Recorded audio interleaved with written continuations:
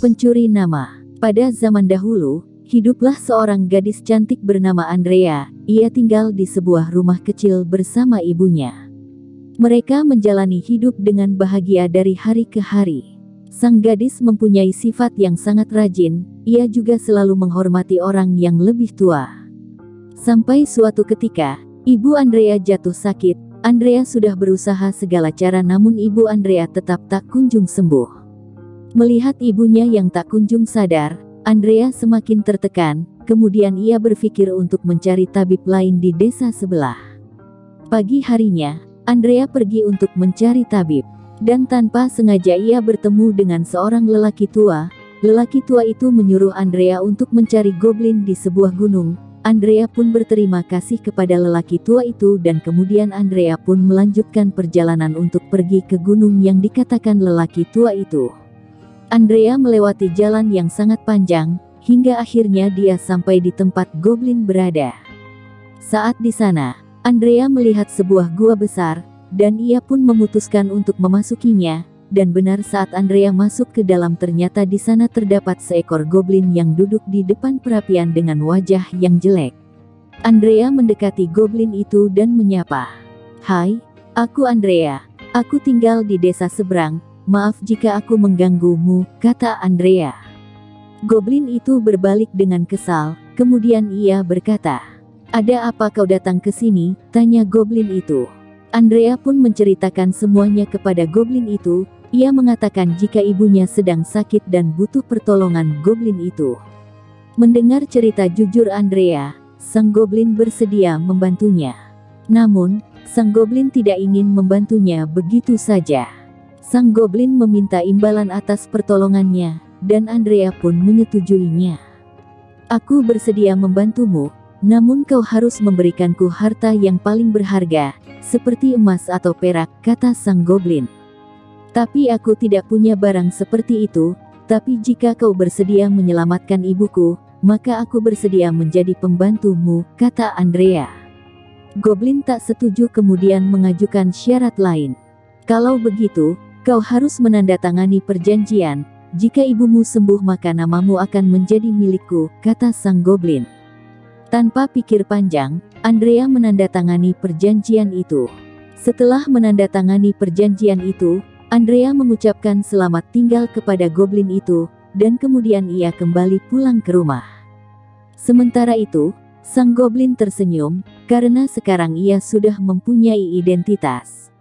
Sampai di rumah, Andrea merasa senang karena ibunya sudah sembuh, namun ketika Andrea ingin memeluk ibunya, ia merasa terkejut karena dirinya tidak bisa melakukannya, dan anehnya sang ibu tidak melihat Andrea dan juga tidak merasakan kehadirannya. Andrea ketakutan, kemudian dia berlari keluar. Andrea mencoba berbicara kepada orang di sekitarnya, namun tidak ada satupun yang melihatnya. Tiba-tiba, Andrea ingat dengan perjanjian itu. Ternyata goblin itu tidak hanya mengambil namanya, tetapi juga identitasnya. Sejak saat itu, Andrea menjadi bayangan tak terlihat di kampungnya, dan dia hidup dengan putus asa setiap hari. Sementara itu, sang goblin setelah mengambil nama Andrea ia pergi ke rumah Andrea dan mulai tinggal di kampung itu. Sifat sang goblin bertolak belakang dengan sifat Andrea. Setiap hari Andrea selalu berbuat jahat terhadap orang-orang di sekitar, bahkan barang-barang berharga di rumah Andrea juga ikut dijual oleh sang goblin. Desa Andrea yang dulunya damai kini sudah terpecah belah karena ulah sang goblin. Sang goblin selalu memecah belah orang-orang di sekitar, dan kalung pemberian almarhum ayahnya pun dijual oleh sang goblin. Melihat semua itu, Andrea merasa tidak terima. Andrea kemudian datang menemui sang goblin dan memintanya untuk tidak melakukannya lagi, namun sang goblin tetap bersikeras. "Kau menipuku, menggunakan namaku, dan memecah belah semuanya, kembalikan namaku sekarang juga," kata Andrea. "Kau sudah menandatangani perjanjian, tidak semudah itu mengembalikan namamu," kata sang goblin. Namun, Andrea terus membujuk sang goblin dan berharap jika sang goblin akan mengembalikan namanya. Setelah berpikir akhirnya sang goblin pun menyetujui. "Baiklah, aku akan mengembalikan namamu, namun, kau harus bisa melalui 2 tantanganku," jika kau tidak berhasil, kau harus menggantikanku menjadi goblin jelek dan tinggal di gua terpencil itu. Tawar sang goblin. Dan Andrea pun menyetujuinya. Tantangan pertama adalah mengalahkan harimau putih di sebuah hutan. Andrea pergi ke hutan. Saat sampai di hutan, Andrea merasa jika dirinya tak akan bisa mengalahkan harimau itu. Kemudian dengan akalnya Andrea mengkelabui harimau itu. Andrea mulai mendekati harimau itu, dan berkata, "Hai, harimau putih, aku sangat kagum kepadamu, namun tidakkah kau tahu, jika di sana terdapat harimau lain yang lebih kuat," kata Andrea. "Apa, benarkah itu? Sekarang antarkan aku ke sana," kata sang harimau dengan menggebu-gebu. Dan Andrea pun mengantarkan harimau itu ke sebuah sungai. Saat harimau itu melihat pantulan dirinya, ia merasa marah. Ia mengira jika itu adalah harimau lain, dan ketika dia mengaum, pantulan dirinya juga ikut mengaum.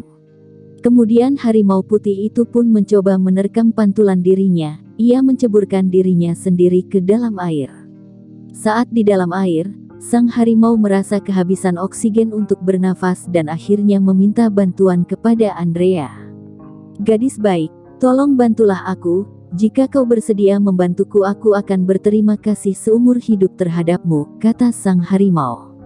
Melihat hal itu, Andrea merasa tidak tega. Andrea bersedia menolongnya asalkan sang harimau pergi jauh dari daerah ini, dan sang harimau juga harus berjanji untuk selalu berbuat baik kepada semua orang.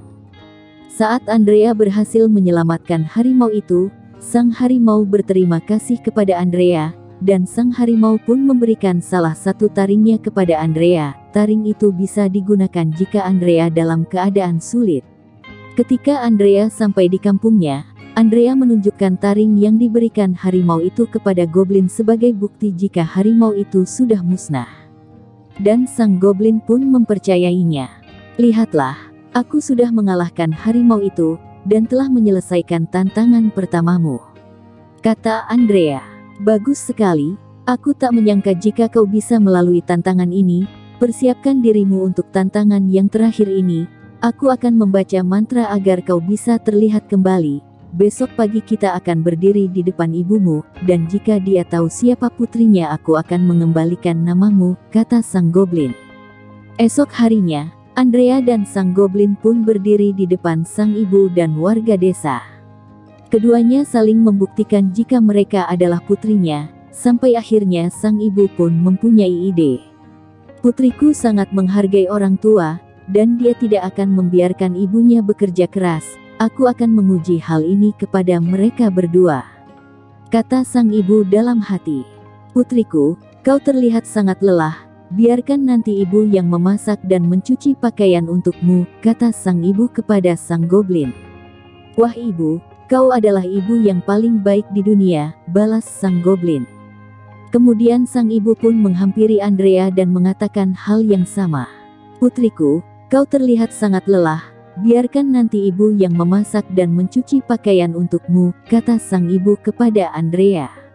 Andrea melihat sang ibu dan memeluknya. Ibu telah bekerja keras, biar nanti aku yang melakukannya sendiri," kata Andrea. Kemudian, sang ibu pun dengan senang hati menerima pelukan dari Andrea. Sang ibu pun mengumumkan jika dia telah menemukan Andrea yang asli. Melihat hal itu sang goblin pun merasa tidak terima. Ia menyerang Andrea menggunakan sihirnya. Namun hal itu gagal. Sihir yang dikeluarkan sang goblin berbalik arah. Justru sihir itu berbalik menyerang sang goblin. Dan hal itu terjadi berkat taring yang diberikan harimau putih itu. Sang goblin pun berubah menjadi abu. Sejak kejadian itu, desa Andrea sekarang sudah damai kembali. Dan kehidupan Andrea dan ibunya pun kembali bahagia lagi seperti dulu. Terima kasih telah menonton dongeng ini. Apabila ada kesalahan mohon dimaafkan. Jangan lupa like dan subscribe.